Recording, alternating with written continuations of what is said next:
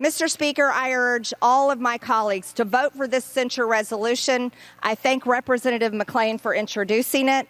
And at this time, I yield back. Thank you. Now get ready, because this is how you handle Marjorie Taylor Greene. Mr. Speaker, it's really rich to get a lecture from someone about civility who stood on this House floor and screamed and interrupted the President of the United States during his State of the Union, or somebody who continues to circle the wagons and cheer on the insurrectionists who attacked this Capitol violently on January 6th. I was the last person off the House floor on that day, and I saw what happened. And for people to come down here and defend those actions, it is pathetic and disgusting. That was Representative Jim McGovern of Massachusetts ripping her a new one, and it's well-deserved because she's been pulling stunts like this for a long time. Thank you, Mr. Speaker. On January 21st, 2021, I introduced articles of impeachment against Joe Biden. And less than 2 weeks later, I was kicked off all of my committees by House Speaker Nancy Pelosi. They said it was for Facebook comments and replies and likes, but we all know the truth. It was because my articles of impeachment on Joe Biden were correct. He was indeed abusing his power as Vice President of the United States. Now we have more information to prove that not only was I right then, but it was more damning than we already knew. She probably should have been kicked off for introducing articles of impeachment the day after Biden was sworn in. But the truth is, she was kicked off because of a lot of incendiary comments she did make on Facebook. But she keeps going. I would hope to God that intifada and jihad and terrorists in our very country would be something that you would prioritize instead of a 3-hour event that happened at the Capitol nearly 4 years ago, Mr. Wray. I yield back my time, Mr. Chairman. There she is yelling at FBI Director Wray for not stopping jihad and intifada in our country. First of all, intifada is the term that's used to describe the uprising with the Palestinians against the Jews in the Palestinian-Israeli conflict. It's particular to that. I personally haven't seen any kind of uprising or any kind of jihad necessarily in America that she's talking about. However, that's what the right keeps wanting to focus people on. So let's just start with a couple of things. She's trying to minimize the attack on the Capitol January 6th by saying something that happened for 3 hours. You're still focusing on something that happened for 3 hours 4 years ago. They tried to overthrow democracy. It was an attempted coup. And it's been taking forever because there's so many people involved.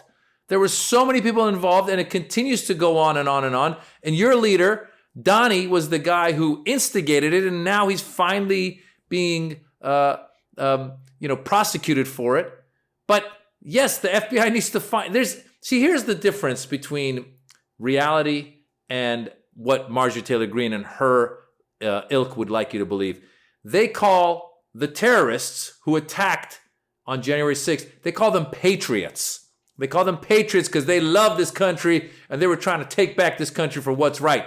Even though the courts, Republican and Democrat judges, the courts had already determined that the election was fair and square. Everybody that ran the election, people on Donald Trump's team, Bill Barr, had all said the election was fair and square. But Donald Trump decided to try and lead a coup against the United States of America, and therefore those people are terrorists. And Marge does not want the FBI to investigate them, but she wants the FBI to investigate this jihad that's happening that we don't know where it is, what it is. Just go after brown people. So that's who you got, Marjorie Taylor Greene.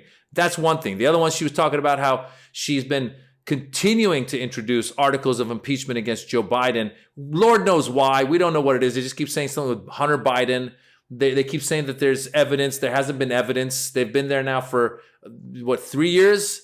Haven't shown any evidence. The evidence is coming, but they haven't shown any evidence of corruption from Joe Biden, and definitely haven't showed any high crimes and misdemeanors, which is what you need for an impeachment. But she says the reason that they took her off her committee was because she had introduced the articles of impeachment. When in reality, all you got to do is Google it. Why did they take Marjorie Taylor Greene off those committees? It was because she had been implying violence towards other colleagues of hers in in Congress. There was a picture of her holding her gun next to AOC and Ilhan Omar with her holding the gun. She says, oh, whatever, it's not a big deal. Well, it is a big deal. Or how about the fact that she was spewing conspiracies? She was going after David Hogg, who was a survivor of one of the Florida shootings, and claiming that are you an actor? Was it real? The shooting real? She's a crazy cuckoo conspiracy theorist. She even went on in Congress and she apologized for some of her QAnon beliefs, but she's doing it again. She continues to do it. She's got a P for a brain. And yet she's still there. She's still there. And it's really discouraging that out of a country of 330 million people, the best they could do in Georgia, in her district, was her. And this is going further and further. We have your Carrie Lakes now. You've got your Josh Hawleys. You've got your Comers, James Comers. You got all these guys, Jim Jordans, these people that just twist the truth.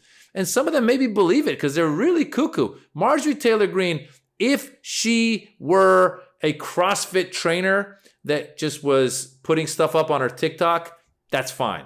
But she's in the House of Representatives. She's in Congress. It's unconscionable that this is a congresswoman. The fact that she was showing pictures of Hunter Biden's junk on the floor, it's just ridiculous. So what do? We realize people like her have somehow convinced her district that she's out for the good for them. And she's not. She's not doing anything except trying to do culture wars and coming up with cockamamie ideas and cockamamie theories. So we need to convince people in her district to at least vote for someone who's somewhat logical. And or you all need to make sure that you register and you vote for the opponents of these types of people. Vote blue, okay? If you're going to vote red, vote for someone who's at least not cuckoo. Marjorie Taylor Greene is cuckoo. Lauren Boebert is cuckoo and dumb.